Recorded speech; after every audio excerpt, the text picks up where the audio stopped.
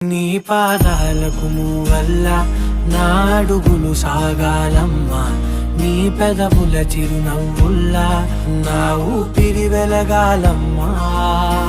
నిరంతరం నీ చంటి పాపల్లే ఉండాలి నేనన్నాళ్ళకి, నిన్ను దిలెంతగా ఎదగాలనుకోనే అమ్మా. అణువణువణు నీ కొలువే అమ్మా, ఎదసడిలో శృతిలయలు నువ్వే అమ్మా.